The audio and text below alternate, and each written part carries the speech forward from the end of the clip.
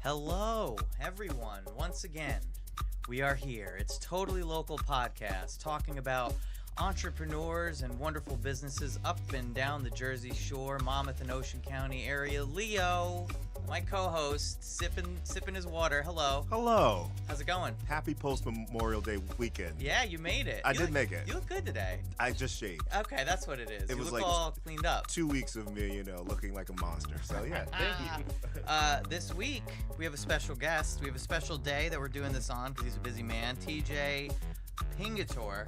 You're actually probably the first to get that right in a long time. Upstart Garden is your business, It is. amongst other things. I think Leo got a little hint as to the personality. That is TJ. Very engaging, inquisitive, interested, and all that stuff. I was just going to say, I can't hear you over the really long theme song. I love that theme song. We're not supposed to talk about the theme You guys song. got a good little jingle. Thank you. Thank you very much. If you want to do the headphones so you could hear it, you don't really have to because you know how to do this stuff. Sure, I'll throw these on. Alright. It's all part of the It's all show. part of the thing. I do a podcast myself, so There you go. What's the name of your podcast? the Student Success Podcast. We're on iTunes, Spotify, iHeart. I Stitcher. mean, that's let's just jump right into it. You are.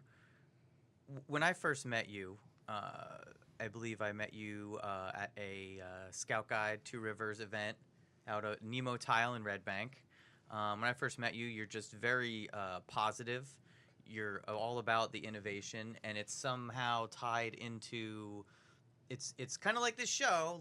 We love this area. You love this area. You love Red Bank. I was just thinking it as you were saying it. I'm like, what? It starts with loving where we live. Uh-huh. It's a big part of it. And you've kind of taken that love and your passion for innovation. You kind of combine the two, and you do a lot of, you do.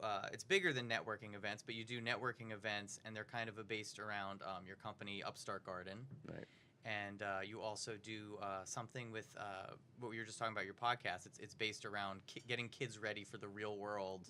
The two passions are really, helping young people with what college doesn't teach. 5.5 years, $123,000 of my own money. I'm all in on that. Mm-hmm. And about 6 months ago, really came to the realization that this whole future of work thing really hits on two different scenarios, and they're both of my passions. Which, the second is building community and building entrepreneur and innovation within our state, but even beyond that, just based on how we, I think, perceive what innovation is, and how I realized the last couple of years how I've started to realize what innovation is, even at a deeper level.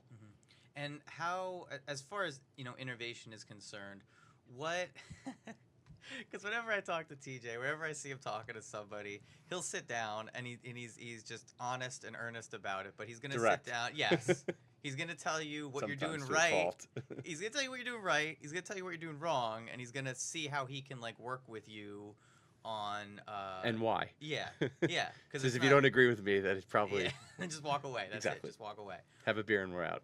But it's an interesting kind of process or a way or a perspective on looking at things, because it's not necessarily about what the business is doing per se. It's kind of what's the business doing, are you local, and how could we innovate with you? You kind of like to collaborate with people. I do. I think, building community first in anything that you do is the most important thing, especially if you really believe in what you're doing and you have that conviction. I think conviction is a word that maybe passion gets thrown around a lot, but I think conviction to me is how I define passion, right? You really have to understand and believe in what you're doing. And my grandfather used to say it best. He's an old Irish Catholic Democrat that voted for Reagan. My family wanted to kill him. But he was somebody that said, it's success or coffin.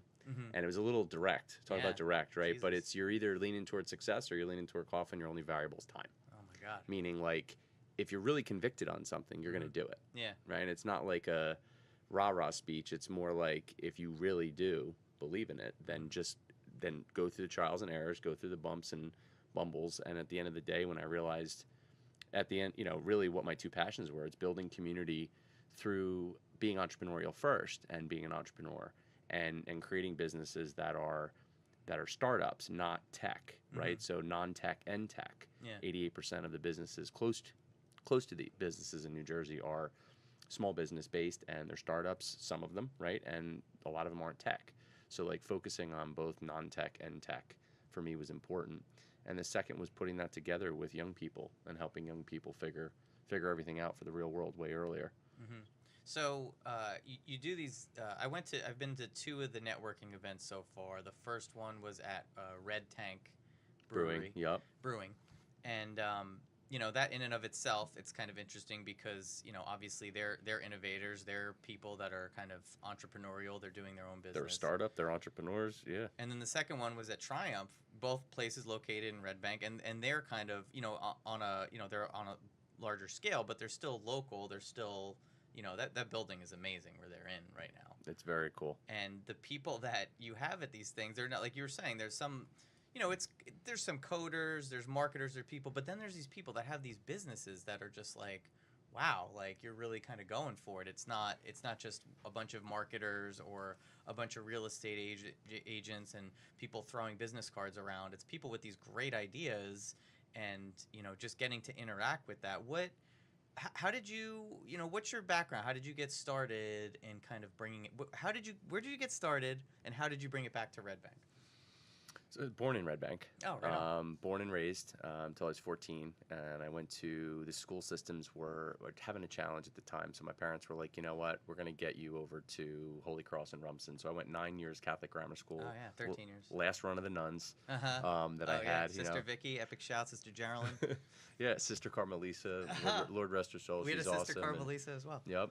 She went Holy Cross to OLPH. Oh, that's where I went. Yeah. She unfortunately passed away. But Oh, she's rest in amazing. peace. She used to hit me with it. She had the rope. Oh and yeah. I'd always try to She go give you in a the- little. She give you the awareness play. Yeah, They didn't beat you with it, exactly. right? They didn't beat you in No. our generation. No, they They just let did you 3 go. ago, but You know. you let you know that you're acting up. And I think if you went to Catholic school, everyone probably that went needed it a little bit. A little bit. Some more than others. The discipline did me good. Uh-huh. So I did that, and I was pretty active in basketball, baseball, and soccer most of my young years. Our neighborhood was a true neighborhood growing up in Red Bank. It was East Bergen Place, East Bergen Place, South Street. I think it was Brown Place. You had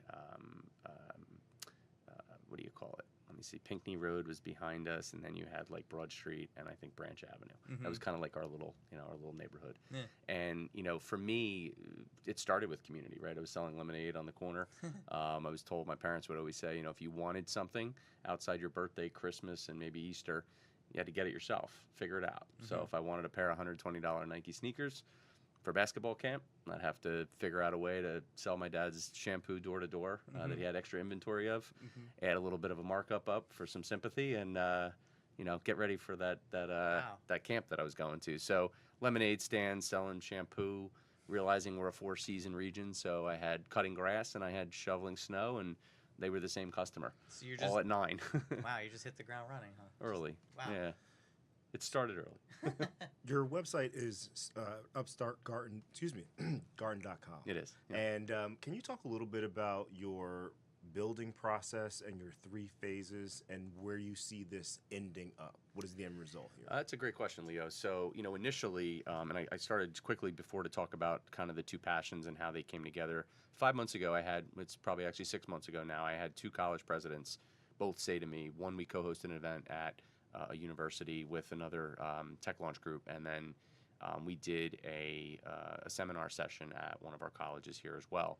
And I only keep them private because the conversation was private. So, but for 2 schools, 2 presidents both said, TJ, if you could take what college doesn't teach through Student Success U, high school to college to career, and looking at those different things that you're talking about with students, strategies, approaches, tactics, how to really get set up for the real world, and put it together with Upstart Garden and entrepreneurship and communities and building out this idea of creating businesses, but also creating income for yourself and being entrepreneurial. If you can have a side hustle and a dual income today as a young person when you graduate, that's how you survive today, because college, we know the debt is ridiculous. So the point is, it rang really true to me, and I said, damn, I've got to figure out a way to combine these 2 businesses. And this is like the turmoil of an entrepreneur, is like you sometimes go through this loop, right, where you're too close to it and you're like, wow, I need to step back and I need to look at everything. So what I did is I stepped back quick and I said, okay, I've already invested a lot of my own money in this. What do I do with the brands? How do I handle it? And the 3-phase model for Upstart Garden basically sits around Number one, we wanted to be a community first, right? And we keep the lights on as a consultancy.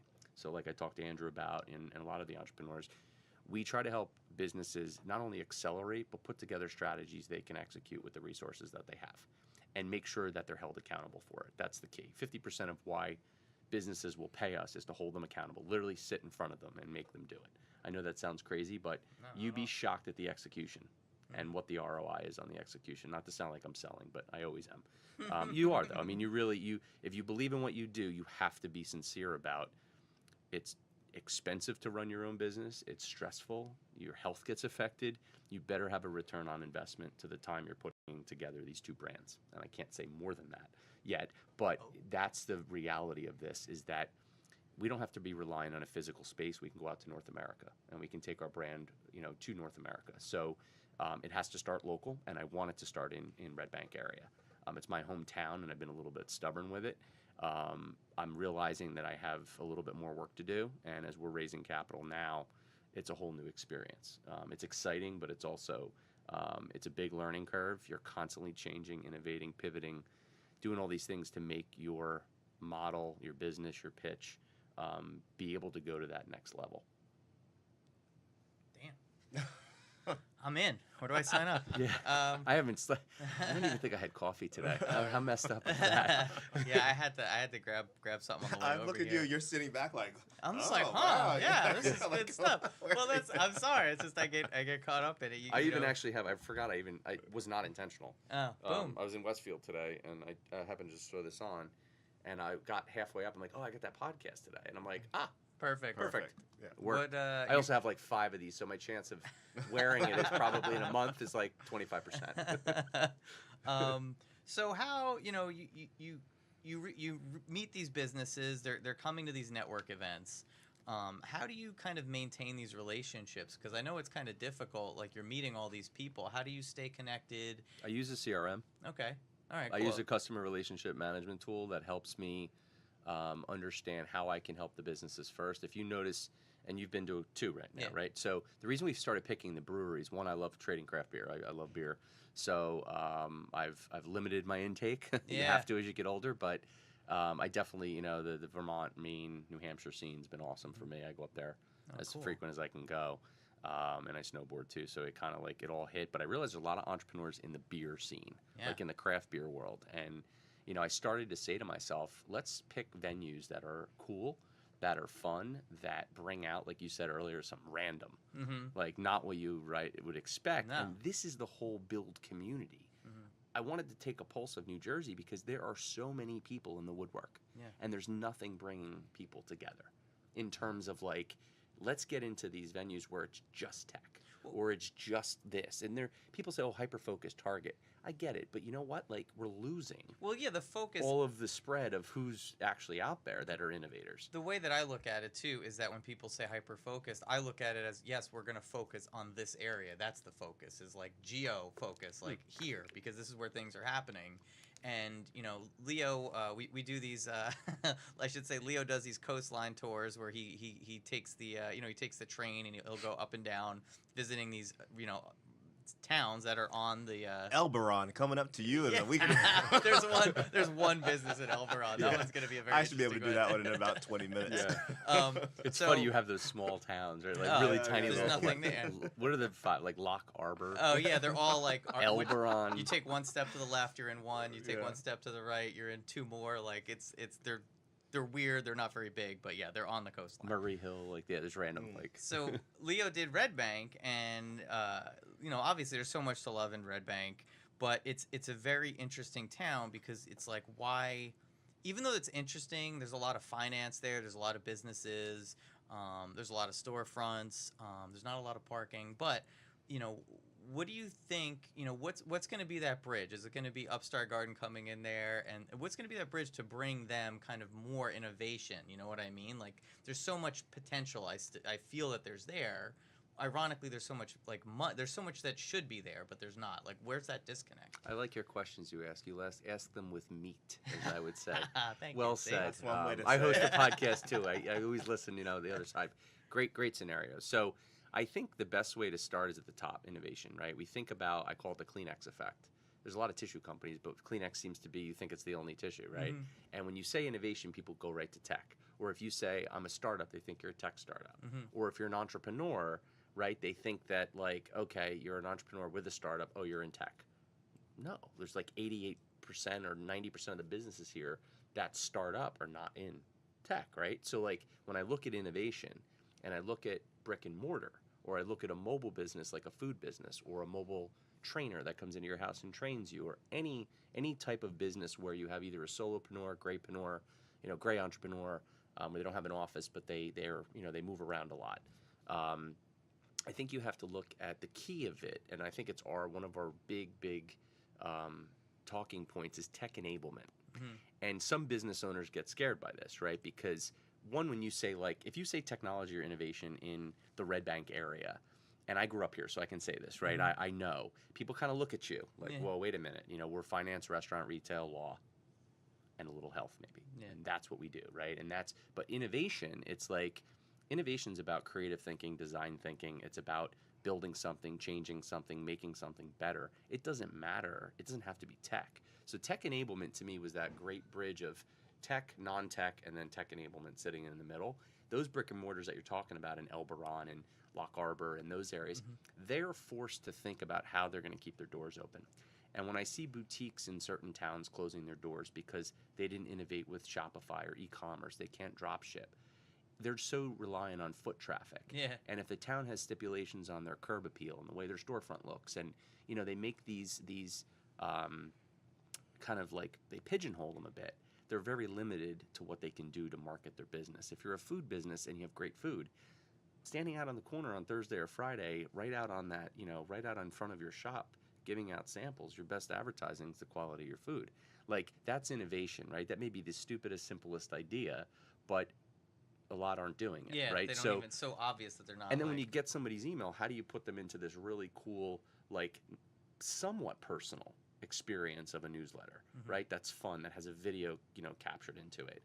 But innovation to make your business branded, operate, if you only have 3 people on your staff, you're going to have to figure out a way to automate social media, right? Hootsuite, great way to do that. Like, there's a lot of platforms and solutions and apps and widgets that, to me, are tech enablement. And I think the more that business owners learn about them, and they don't have to understand tech or enablement, but they have to understand how it makes their business better, right? And how they can be more efficient. That was the most recent talk we did, was about business efficiency and social media in 2019, and like Boomerang for Google, right? I'm using that now Like, because of TJ. it's a little follow-up tool. It's so easy. so You ask me, simple. how do I keep track of all the people that I meet? I keep track through CRM and through Boomerang. And that's the only way I would be able to survive, like, knowing where you and I last left off our conversation. Yeah. I have little notes that'll say, like, this is what we talked about. But it's hard. It's hard running a small business today. And if you're not efficient and you don't have some kind of, an enablement using tech solutions to help you, it can be really, really challenging. And, quality of life's important. So the more you automate, the better. Yeah. Oh yeah. So you say that you are consulting with businesses of different varieties. So they're all over the map. spectrum. So what would, and you just listed a couple, but how are you able, what are the principles that you are trying to let the businesses know to, like, work on? Like, what are the philosophies that you put out there? Well, the for number them? one thing is, whether you work with us or not, we give a shit. Okay. I have to just say that flat out. Like, we actually care, right? And there's somebody that can help them if it's not us. So I always preface it with, listen, whether a fit or not a fit, here's your NDA first, right? You can tell me whatever you want, because we know New Jersey's a little bit, we're the garden state, but we're also the guarded state. Yeah. Nobody wants to, let down their guard or right away first sometimes when you meet certain people, right? I mean, that's probably that way anywhere. But I always joke about our own home state.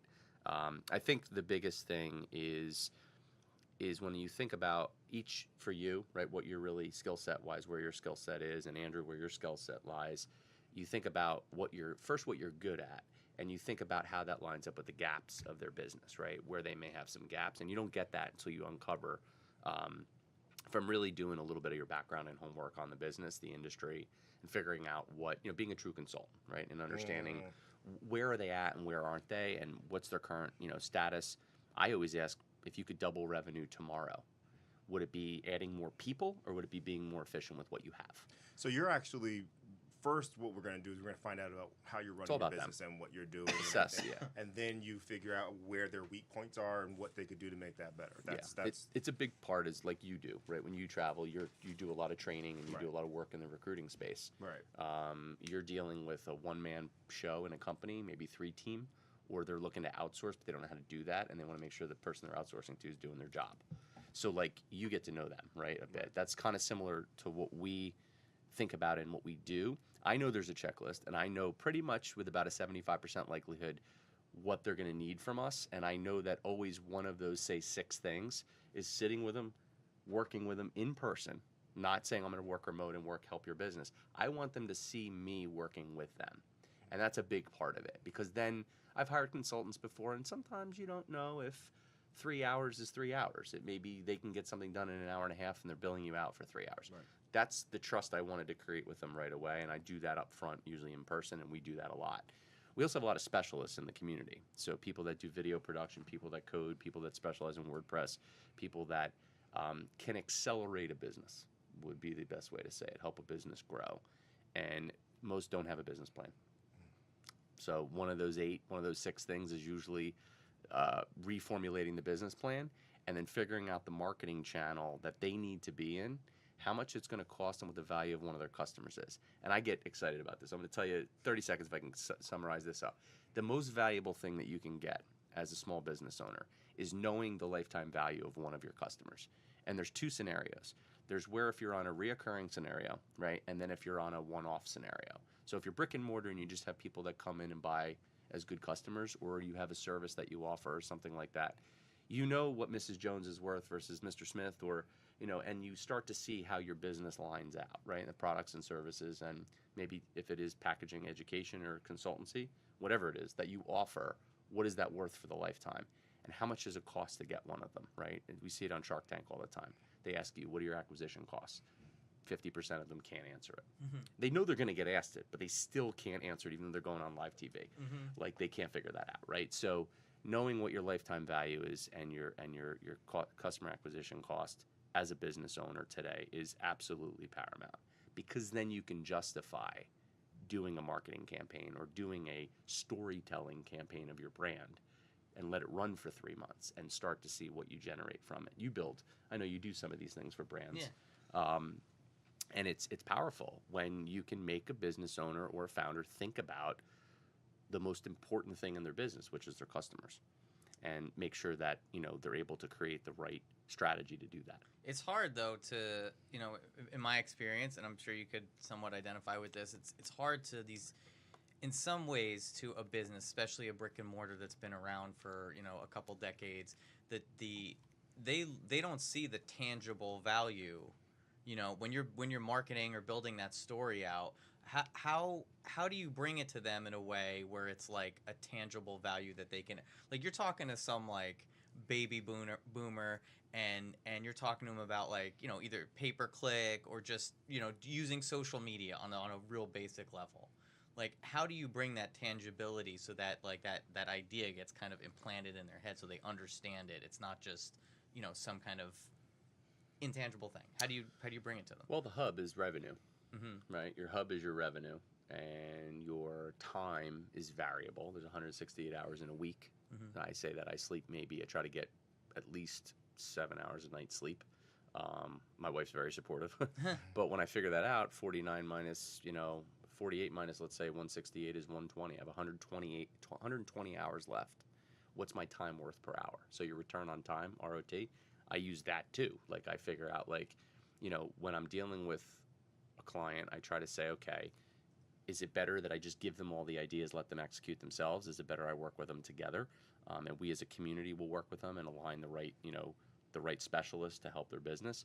Or should we just roll a think tank for 8 hours and say, we're going to take your business from soup to nuts, top left of the whiteboard, bottom right of the whiteboard, in 8 hours, and your entire business is going to be remapped out. We do that too. We've done 26 of them. So, like, it's really about, I think it's really about each business is its own, and the willingness of the founder comes a lot into play. I think that's a big part of it. From a time perspective, it's really figuring out how much time am I willing to dedicate to my own business, and if me as the consultant or us as the consultancy, do we want to be able to dedicate to the business, or can they be helped? So you've walked away before. You've been like, you're 50% not listening. of the time. I gotta go. And with I can't imagine 50% of the time. I can't imagine you sugarcoat. I could see you just being like, listen, Tony, I'm out of here. Like, Well, no, I mean, I laugh about being direct, but out. I have so much empathy for an entrepreneur, a founder, even anybody. You open a coffee business, or you own a restaurant, or there's stresses, right? There's stresses to these things. And when you have a business and you open another business and you have dual income, right? I'll give you an example. Like Red Tank Brewing, right? John runs a business and he has his own business, and he's running a business that operates basically, well, it's open a little more now, but I know most breweries are open like 4 days a week, right? So you have a different kind of schedule scenario, but it's a lot of work. And when you look at Whitechapel projects that opened up, we did an event there. We've done Red Tank, we've done Triumph. A while back we did Beach House. We've done like 30 events. I didn't realize it. We've actually done 4 breweries already. We got 2 more we want to do too, and we're hoping to do them at our 2 big local breweries as well coming up. But it's really about like being able to get a sense of the time it's going to take to do it, and the willingness it's going to take, and sitting there a lot of times, like I said, and executing on some of the tough things that need to get done. And once the founder entrepreneur sees that there's not only value, but there's actually a return on it, they want to map out their whole business. They want to restructure everything. And it's the business owners that don't change, or that just want to stay flat. And believe me, there's a lot of them. I ask a lot of times the question, I had 2 questions. One, if you had $1 million in 10 minutes to decide what you would do with it, it's a Google question. While giving to charity is great, what would you do with it?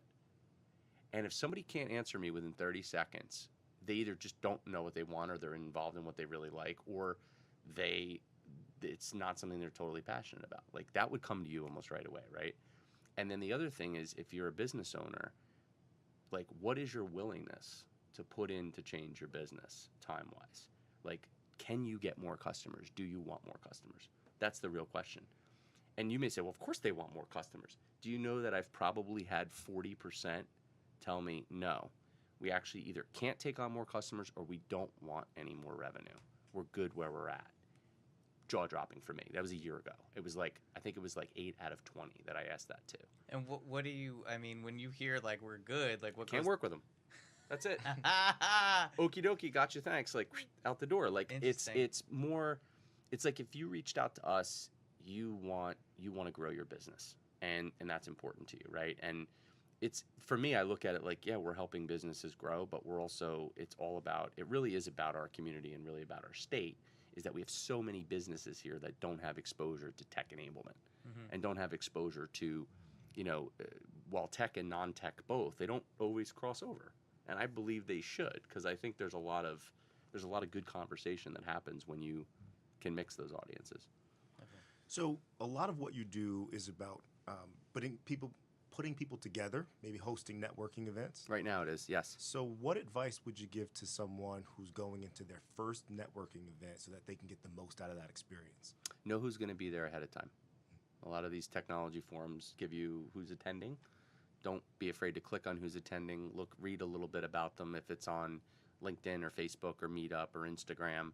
I always used to say you have the ability today to look at somebody on Instagram, unless their name or handle is a little bit different, or the way they have it structured or set up. Find them on LinkedIn, see what their real background looks like, and if you want to meet them and talk to them, do it. I think the biggest misconception is like, oh, I'm 35 years old. I'll go to an event and I'm going to do what I've always done. Like, if you're open-minded, and whether you're 18, 19, 21, or you're in college, or you're 35 and you're looking to change careers, it pays to know about people before you meet them. It helps. It definitely helps, and I think it's a little bit of a lost art. Mm-hmm. Do you have any networking events coming up? I know that you just had one you mentioned in Whitechapel. Oh yeah, I don't have the date in front of me. Shame on me, but that's real life, right? That's what you get. What I would say is, shameless plug. I mean, I love anybody listening right now, and love even Leo, you too. Like, if you're not a member of our meetup on Upstart, we have an Upstart Garden meetup on Meetup, and we also have our Facebook page that we're there, and upstartgarden.com. It's actually pretty cool. There's an Upstart Garden mat. It's a garden mat that lays over your garden. And I actually found it maybe 6 months ago, and I realized there's another, like it's a product, it's a specific product, very different than obviously what we do. But I was thinking like just innovation. I was thinking about like, oh, it'd be great to collaborate with them and do something like help your business grow. And then we have like each little, plant you plant is a different part of your business. Stupid, right? But This like, is what he does all day. This is all day. Like it's how do things connect, He's right? driving around in his car. He's like, I could build this car better. Yeah. This steering wheel's a little off. I told Andrew, I said we're gonna triple your revenue. Yeah, I mean, it was when I first started talking to you, it was it was refreshing, and I'm so friggin' burnt out on what I do. Especially, right before I met you, it was really serendipitous because I was talking to you and you kind of reinvigorated or helped me kind of find that perspective that I started doing my business with. But, I just was so burnt out and I was like, dude, I don't even know. Yep. I don't even know what I'm like. I don't even know what the hell I'm like spinning around. I have no idea what What I'm doing. burned you out the most? I know you're the interviewer, but I'm curious. I mean, I think everybody what is it the mundane? Is it the routine? Is it people are sometimes pain in the butt sometimes? I think it's just kind of I think it's maybe lack of focus or trying to work with people and then not having them have clear goals, or maybe on my end not having clear goals exactly what I need to do in order to help them. Like I'm doing these things that I'm just kind of going through the motions at this point. Like people see my business and they're just like, oh, well, you build websites, and I just want to be like, yeah, I build websites. Like that's it's something that it was funny at one of the networking events where TJ was like, websites are dead. And I was like, oh, crap. But, I mean, it's because people's attention spans have gone down the hill, so you... But, I mean, you brought up a good point. It's like, I think websites are great as a business card to have somewhere to land for people can find the information. But it's not really, figuring out or going to several meetings to figure out what shade of blue you want on your website. I just want to, like, speak up in these meetings and be like, that's not where you're going to make your money. Let's go on to these. It's the strategy. Yeah, the strategy, the marketing, the stuff you were talking about before. Now, I don't like the word marketing, but it's the best word I could think of to talk about how to get somebody's brand or business and, put it out there in a better way. So, I mean, I think that's kind of what, I think it's just the lack of focus on my end and not having some kind of clear cut, like here you go, this is what you should do, this is what I'm selling, and this is how much it costs. Like that, a lot of the stuff I do is kind of just a la carte or custom, and it's just like, just I feel like I'm spinning my There's wheels, also a I lot you guess. can't control. Yeah. Right? If we forget about that, I think it's stressing, like there's things that happen that come up that just like, a person gets fired or a new person comes in or, random things happen during working with a client that you don't even expect. And now you're like, oh, I'm forced to like think about. Plus sometimes the brain's just tired. Yeah. Sometimes working with people is, it definitely can be draining sometimes, especially when people tell you one thing and they don't always deliver what they said that they were going to, right? Or at least deliver close enough to where we can keep momentum and keep going. That's always, that can be a challenge of the business for sure. Yeah, and just knowing kind of what you were saying before, I think I spent a lot of this year just being like, basically not wanting to work with certain people and being friendly about it or being professional about it. And it comes down to a point that some people, they don't need, there's big companies that need a lot of help. They can't manage their own stuff. And then there's smaller businesses, there's a therapist I was working with, and she was just like, look, I'm putting my site on Squarespace. And I'm like, the old me would have been like, oh, you're breaking up with me. How dare you?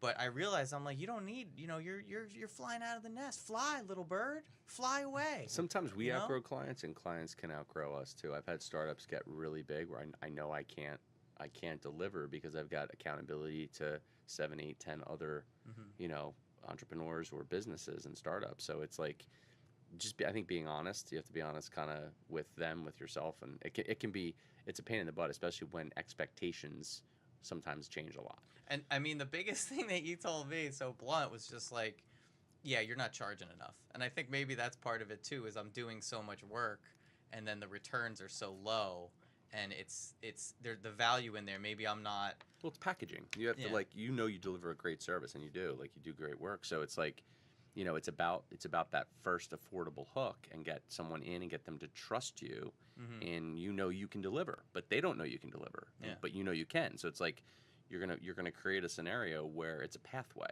and you're gonna walk with them, and sit with them, and let them see that you're involved and invested in their business. And you can only work with so many people at a time. Yeah, I think that's what it is now too. Is like Leo's thinking something over here. What do you think?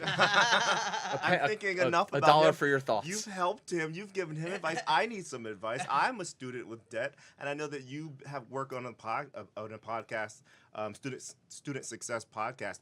Your second to not most recent episode, but the one before that, is about harsh student realities. What can you tell me about some of the things I should have looked forward to or known about before I graduated from Seton Hall? 2 quick questions. What you were interested in high school and college versus what you majored in. 10 seconds. Tell me what were you interested in, and what did that correlate to the first major you chose? Producing musicals and astrophysics. But it brought a creative side out of you. You enjoyed something about it enough that you went and took the leap, right? There's an intangible there. Yeah. There's something there that you did it. You were great. Probably great. You were great. Seemed to be great with people, from what I gathered you in the short time we met. You seem to care. I get that. I'm a body language person, by the way, too. I took courses, and I could tell you care. You're invested in what you do. But what you choose as a field of interest, the harsh reality of today is that if you don't know what you want to, if you, as a young person, if you know what you don't want to do first, it's way more powerful than picking something out of a hat, because you're interested in something around it. Because knowing the job titles at the end, you can look them up on LinkedIn, you can see all the people doing 1 year out of college, what that job title is in a certain field. 2 examples would be history and psychology, right? History, you enjoy history. I enjoy history. I like reading about it. I also enjoy a little bit about science, too. I'm not picking a career on it. I'm not picking a field on it. Should I use the C word? I shouldn't use that. Career is a bad word to us, because we say careers when you look back 20 years. What young people today are picking are life chapters, right? And that's how we think about it. So I'll find myself $5 and I'll donate to something for saying that. I do that. So I think harsh reality today is that one discovery I had a lot with parents was when we interviewed about 170 different parents over 2 years. What we got out of it was just focus on your grades. We got you. It's way more valuable to us to have you get a scholarship than it is, say, to make $10 an hour in high school. And they noticed their kids were overwhelmed and stressed, and this is the most stressed generation in history because of things like online bullying and school shootings real time, as opposed to when we were younger, the book was closed the next day and you didn't have to live that live experience. So parents are seeing it in their kids, are seeing them stressed out, and Gen Z, who's this 22 to 7-year-old today, is not working nearly as much in high school. The problem with that, and it's a bit crippling for them, is they don't know that they don't want to be, and this is not knocking cashiers or a certain job, they don't know what it's like to really not want to do something and never want to ever go back to that and light that fire, right? To get them moving and going and starting to figure out the next, say, year or 2 years of their life. So they pick a field because they're interested in the topic, but they don't actually know about it. So one of the realities today that every student really has to do is go out and meet people doing some of those job titles before you actually jump into the field. It's called informational interviewing. That's kind of one main thing we feel like every student has to do, is figure out what those job titles are and are they going to be around in a couple years. And the people that usually know that are the ones that are in those fields and those industries. But getting somebody up to doing that and teaching them how to feel confident and mindset and purpose and some of those things is all part of it. Student debt. Right? Yeah. So let's talk about to me one of the only products that actually stayed the same price but got cheaper is like a Nike sneaker. They were $120 in 1986 and they're $122 today. Problem is they've cheapened a lot of it, right? Well, college education, when I paid it, one of the things I don't talk a lot about, I self-funded my own education. My grandmother helped me $8,890. She matched what I saved April 1 to September 1 of 1995 when she said, I'll help you your first semester. You sure you want to go to a private school that's $29,000 a year? I said, I definitely want to get out of the area, and explore. So I did. And she helped me, and that was it. I was on my own. But I had to figure out, okay, what's my debt going to look like, right, at the end of the day? And it was $47,000, which today I believe with inflation isn't too bad. It's probably in and around the 65 range. A lot of these kids today are 85 plus, right, in debt. 130 in debt, 170 in debt. I mean, I've seen it. A lot of things I believe that I've read, and I'm not, trust me, I'm not the person you want to be listening to about this specifically, but my opinion of it is that campuses have to innovate. They have to keep up with technology. They have to renovate. They have a lot of expenses and overhead that they have to pay. They have increasing salaries and professors. And so, like, when I look at a campus's bottom line, and I've seen a few of them, I look at my alma mater and I look at 500 students down in enrollment. That cost them $80 million. They put $110 million into their renovation. When their competitive school is giving money out, they can't give money out because they have to pay back a huge, and schools have endowments and things. But student debt, the reality of it is they have options, right? They can take a gap year and work if they've never worked in high school. There's programs the government needs to put in place. And one of those programs is a work gap year, where basically if they work, all the money that they earn can go to prepay the first year of community college. The first year of community college, if they elect to work, they can prepay their second year of community college. Again, it's time management, right? So they got that in the gap year, and they can start to go because, again, not a lot of them are working. So we want to bring this platform to potentially somebody in our state and say, is this feasible? First question I'm going to ask is, tell me everything wrong with it, because then we'll come back and we'll fix it again, right? Being a problem solver, it's probably my core. But if you're a second year student and you want to prepay your first year at university, keep working in the program and let that money get deferred and goes into a fund into the university first year. And carry this on, because you can always prepay a year ahead. To us, it's the way that you can actually work down your debt. A gap year and 2 community college years will chop into the difference between a 4-year debt, which I had and maybe you have. And I don't know if you have debt. No, I'm good now. So like there's, I just paid, I'm 42. I paid it off I was done at 36 and a half, I think, but it took a while. It took 15 years to get it paid off. So I have empathy. Yeah. Harsh reality is know what you're getting yourself into financially. I don't think guidance counselors today in high schools in large majority are going through those numbers. I know they're focused on I don't know what they're doing. behavior and they've got a tough gig with online bullying and these behavioral issues that young people are having. So, but I do think high schools need to pay more attention to, if they can, the financial ramifications of that harsh reality. Yeah, I've had, I went to modern day high school, and I had friends that were like, "No, I'm not going to college." And back when I was a senior, everyone was like, "You got to, you have to do that," and they're like, "I don't want to," and they were so mad at my friend that didn't want to do this. He went in and learned a trade. He's an electrician. He learned a trade, and he's doing well, and he doesn't have that debt. He didn't want to go through the whole process. Like, what I tell people is, like, if you don't know what you want to do, you probably shouldn't go.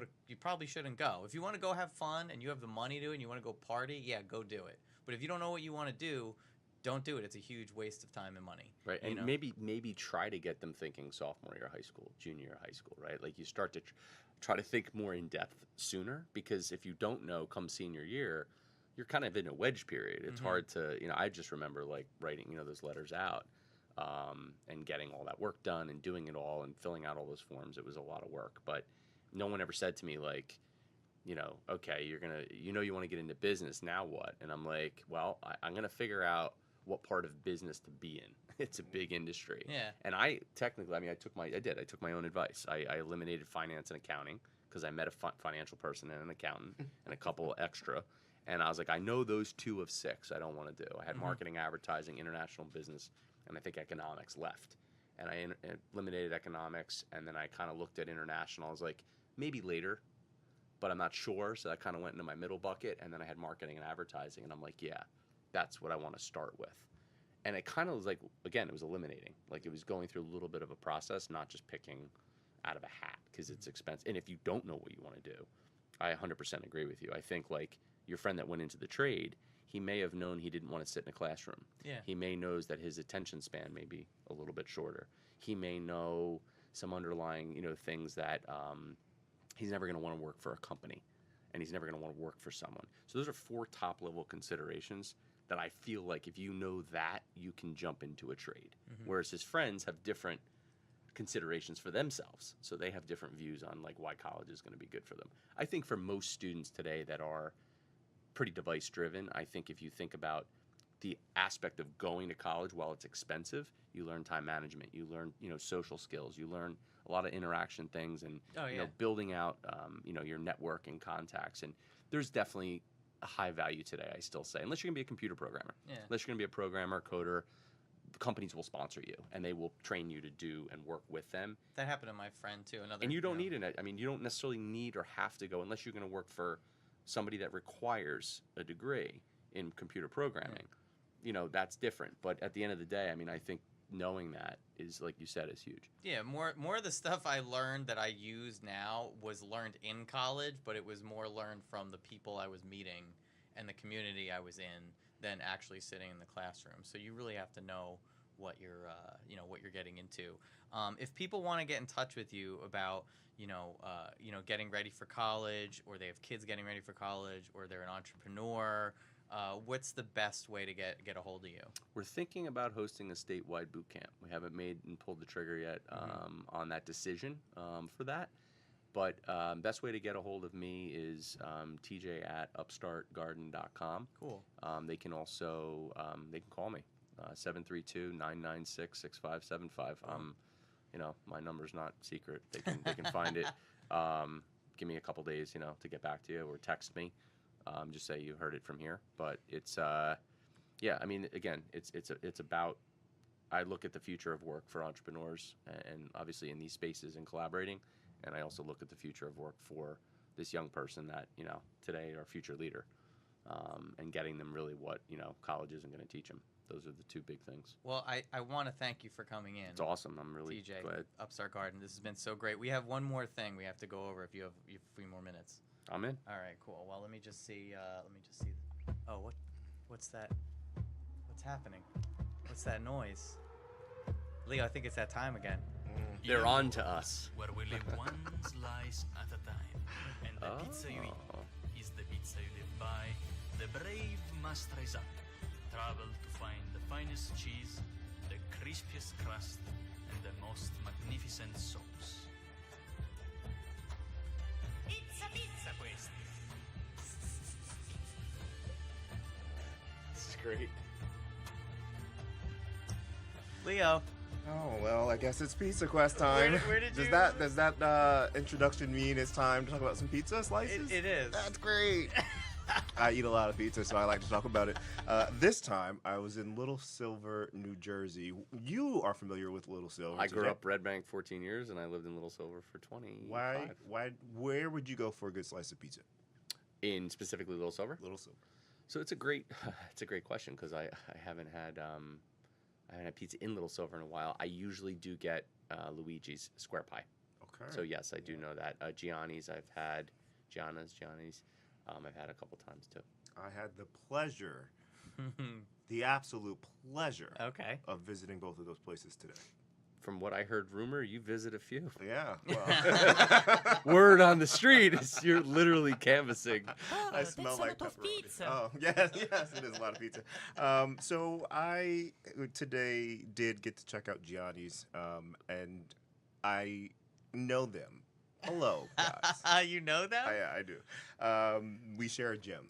Oh, There we go. Oh, okay. They have a few locations, but they don't do they? have a few locations, They do, yeah. right? Yeah. So the Gianni's is great. Really, it's in what I feel is the heart of the town. Obviously my favorite restaurants are in that area. So I really did enjoy them. Great pizza. I also went to Luigi's. Luigi's is like a place where I would just go, grab a sandwich. The guys are great though. Everyone's nice, but I did not choose Luigi's. Oh. This is like this is amazing. You've been blowing minds all day with this. Do you have a well done rule? Like, do you ever taste the plain and then the well done? Because I have a I couple do places have I a call well- them well done X. Like, I'm Yeah. not going to mention the names of the businesses, but their whole business model changes if you get their wings well done, their pizza well done. It just tastes better. I do tend to go well. Like I say, if I'm I've been gonna order cooking 20 years. I paid my way through college selling Yeah. knives, by the way. knives, Cutco, yeah. I self-funded Cutco. my own education 5 years, Wow. 150 grand. So I had to learn how to Ain't cook. messing around. Yeah. Yeah, no. But I asked the well done thing because I joke about it. No, I do. When I order a large pie, I say I would prefer that well done. You do get, okay. I do get that well Sweet. done. And so there's a third pizza place in town that Oh. many people do not know about. Oh, and that place is called Palumbo. Palumbo's. Pizza. And I'm gonna give them the nod this time. This is it. They're the champions of Little I have Silver. not They heard of are them. the champions of Little Like, Silver. right. I will tell you what. I was Where are able to they? get to Gianni's very quickly. I was able to get to Luigi's yeah. without a map. I had to like go in circles to Is it find by the this train- place. is it by the It's train right station? across from the train So it's station. not like you can't. Oh, is that Old Danny's Pizza? Back in the day, I worked If there. there in was the a kitchen. Danny's, then 15, yeah. Okay. It's like right across. Dance there. Studios. Yep. That's yep. cool. Okay. Got it. Okay, So, now I know where it is. They had a really solid slice of pizza, and I will give them the nod today. And you know how I know? I get all three, and then I keep nibbling. And which one do I keep going back to? Like, and then I just notice that it's almost gone. That must be the winner. So yeah, I'll give it to Palumbo's, and we will, That's Little knock Silver. Little Silver off the. So I've done Shoreline Coastline Tour. Mm-hmm. I've done Pizza Quest Little Silver. And there's one thing I have to go back with. I have to do the how to carve a cow. How to carve a cow? What? Oh. Yeah. They're going to do a cow carving thing in Little Silver. At what's that place? Gray's? Gray's, yeah. Yeah, okay. So Gray's Yeah. is gonna host a met the so they chef invited there, yeah. they invited me to go back. Man. But I've really very much enjoyed Little Silver. Yeah, and next week we're gonna get into you finally the coastline tour. We went to the track. We We did. bet on the ponies. We did We that. tasted some food out of some food trucks. Many food trucks. But we'll hit up. We'll talk all about MDW next week. And I think that's it. I think that's the show. Thanks so much, TJ. As always, thank you, Leo. People out there, thanks for listening. This has been Totally Local Podcast. And until next time, thank you. A Shared Universe Podcast Studio and Ming and our guest TJ again and Leo and everyone else that's out there. Have a great week, people, and stay in touch. On Instagram, totally_local_podcast. And for all things Totally Local Podcast, just go to the website, totallylocalpodcast.com. Totally Local Podcast. Totally Local Podcast. Totally Local Podcast. That's right. Oh, man.